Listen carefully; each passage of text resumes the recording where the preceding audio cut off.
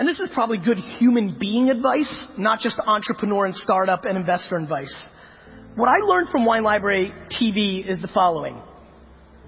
The true story of Wine Library TV was the day that I thought I was going to start it, I thought I was going to do something similar to QVC. And I don't know if you have a QVC or shopping network in Europe, but QVC in America, it's a show and they sell stuff through the TV. I thought I was going to do the QVC of wine. The first episode of that show, when that camera went on and that light went on, I realized that this was going to be on the internet forever. And that I didn't want to just peddle wine. I decided I wanted to be a value to people in learning about wine because I was scared that if I was peddling something I didn't believe in, that somebody would come up to me at a party and say, do you like this? And I'd say, no, I hate it. They're like, well, you fucking said it was awesome on Wine Library TV. You're a scam artist. I'm like, shit, no. So I was very focused on leveling up. And I really believe the one great piece of advice, if you want to take anything from this talk, is we have to start realizing that giving and doing things in business without expectation of return from the other individual is probably the greatest leverage that you could ever deploy in your business life, though it is extremely rare in today's business environment. And it has absolutely been the bedrock of what has allowed me to win. All my engagement, all my selfies right over there and signing books, all the content, I have nothing to sell. I have a book that I fucking sell once every 3 years for $13. This is not about monetizing an audience. It's about building leverage to build brand versus sales. One of the biggest things that I see going on right now in digital media is that we don't have a lot of people doing branding and marketing. We have a lot of people doing sales. The reason so many of you were confused by the value of Snapchat is because in the digital landscape, we now think transactional. Everything's about what's the ROI of every piece of content, every single action, what's the last attribution, what's the conversion rates. It's all become math-based, and that's fine because I love sales more than anybody. But I promise you, these fucking guys, Nike, they didn't tag me on a browser and then re-cookie me and then travel all over the internet and pound me with banner ads until I gave up and bought it. I bought it because they fucking marketed to me over the last 20 years and I don't even fucking know why I buy it.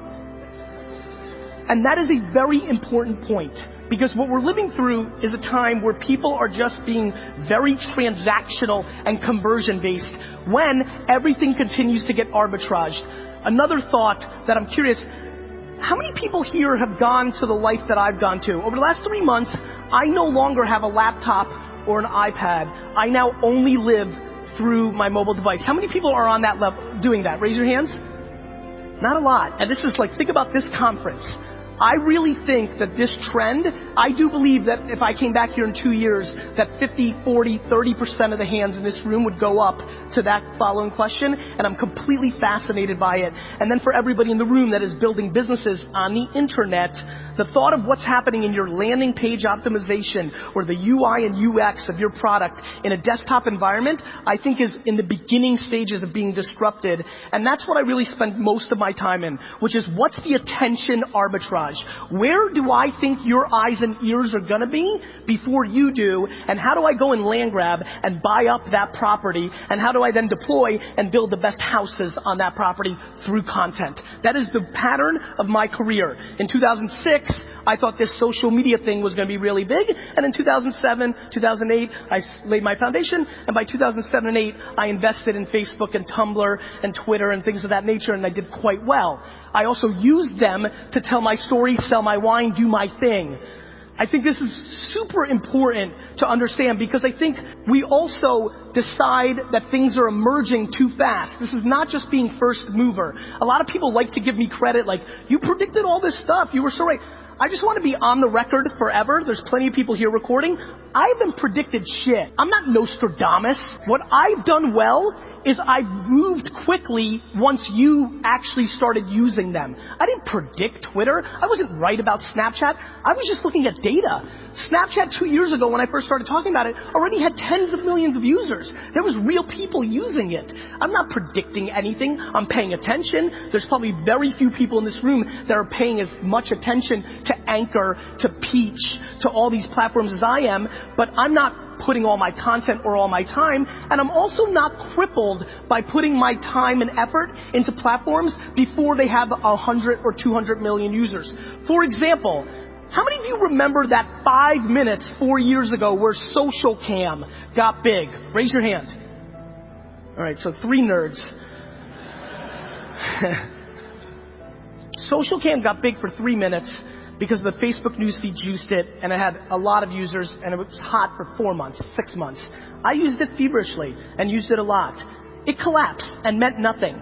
But during that period, I learned so much about mobile video and the cadence of it and how people interacted with it that when Vine came along a year and a half later, and then Instagram video, and then Snapchat, I'd already put in the work and had the learnings from human behavior that I deployed against the next thing. There are way too many people in this room that do not do actions because they're crippled by the short-term results versus what it means in the long term. And this goes to marketing, and this goes to running your business, and this comes down to what I probably want to spend a few more minutes on right now, which is, my friends, there's a lot of people in here that are startup founders that should not be.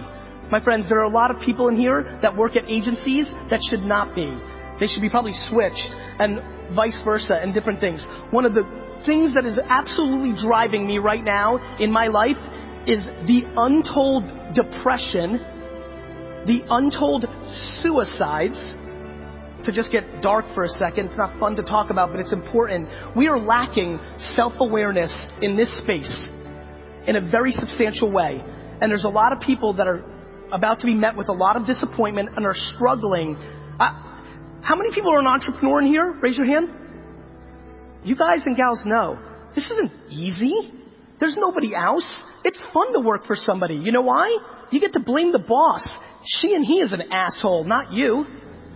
When you're an entrepreneur where there's nobody else behind you, it's on you. And one thing we're not talking about is the level of success. Everybody thinks they have to build fucking Uber. Everybody thinks they have to make millions of dollars. It's unbelievable what we've done, and I absolutely want to make sure that we're starting to have real conversations. Making $100,000 a year, 100 euros, that's massively successful. We need to recalibrate what success looks like in our space because we're forcing through the branding of what we're doing very impractical, very high risk, very low return results for so many because everybody's shooting for 10 billion. Guys, there's like 4 apps that big.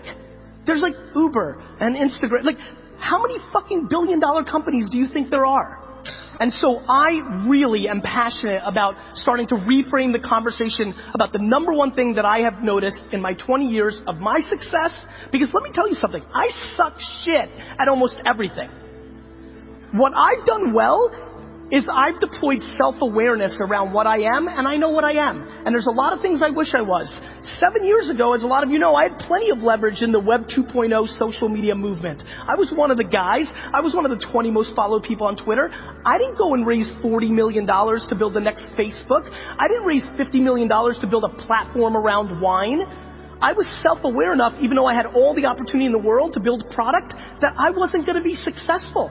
7 years ago, I went out and built a boring digital agency, right? I built something practical. All my internet friends, a lot of the people going to be on the stage, they made fun of me. Like, why don't you go build a big company or something grand? I built what I knew I could build. I'm very proud that over the last 4 years, I've grown VaynerMedia from $3 to $100 million a year in revenue, not fucking valuation. And cool, great, that's fine, and who gives a shit? What I'm way more worried about than what I've done is what you're gonna do. I implore you, my friends, this is fancy. First of all, this is unbelievable. This is one of the nicest setups to a conference I've ever seen. Let's clap it up for these guys. This is unbelievable. What I did well was I just didn't give a shit. I'm old, I'm 40. When I grew up in the United States, like, being a good student was the big thing. I was making $3,000 a weekend selling baseball cards and getting D's and F's, and everybody thought I was a loser. Like, that's what the narrative was. Now it's reversed. If I was in school now making $3,000, $4,000 a weekend as a 13-year-old, I would have been the next big thing, right? I went through it, and I did not succumb to the current thing that everybody thought in America was the right thing, which was go to the best school you could go to. I understood who I was, and I went in all in on my strengths, and I implore a lot of you to do that. There's too many people sitting in this room that want to be the number one CEO founder, but if you were the 7th employee of a company, you know, I'd much rather be number 41 at Facebook than number 1 of FaceSchmuck.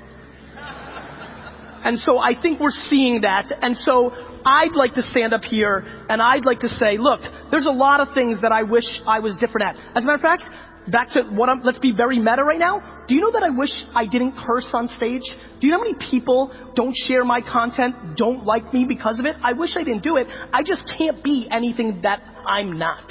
And so I implore you, don't worry about what's cool right now or what we're all focused on or what your mama wants you to be. You need to go home from this conference.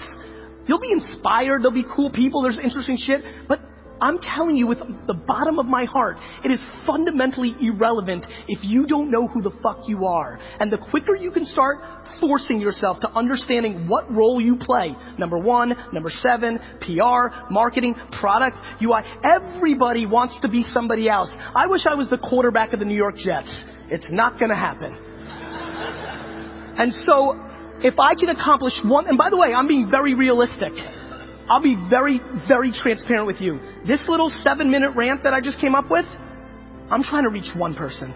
Like this is not so easy. It's hard to have the ego and the humility at equal ends to figure yourself out. But I promise you, as I've looked across the landscape, and I've looked at 25, 50,000 startups at this point, right?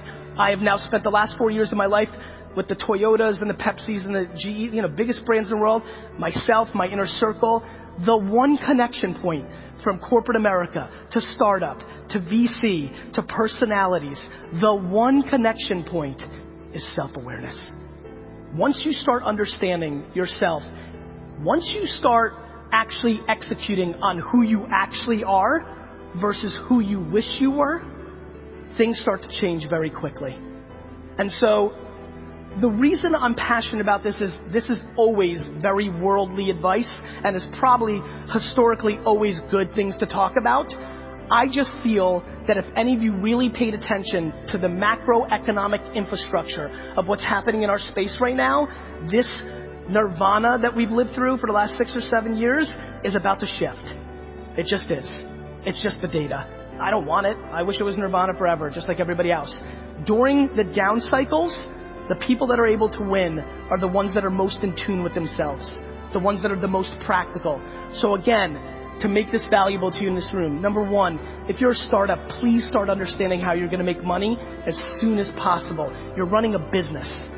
You're running a business. Businesses need to make money, especially when there's no money to fund you based on your last valuation. Number 2, as a human being sitting at this conference, this is all very encompassing and very exciting, but start chipping away against what you think you want and start really looking at what you bring to the table, because the quicker you figure that out, the more successful you will have. And number 3, please start understanding how to provide value without expectation in return. It is unbelievable to me how many people already today, I was here for 5 minutes, 7, 8 people giving me something as they think, but really expecting something in return for that give. Humans can feel that. It's not the way to go, and we really need to start thinking about that. And number 4, understand the following, and this is very ironic given my concerns about where the market's going. I'll end with this. In lieu of all of that, this whole thing that we're living through has just started. The consumer web is only 20 years old. Windows 95 kind of started this thing. The internet thing is very new. Everything that we all talk about didn't exist 10 years ago.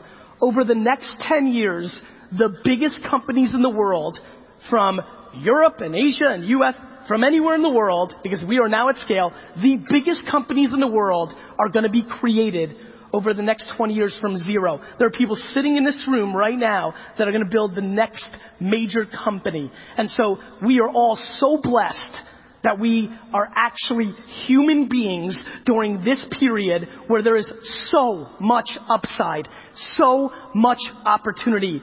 And so everything I've talked about, when you parallel on the obnoxious opportunity and land grab and opportunity, if you're able to wire those two things together, I think a lot of good stuff could happen for you.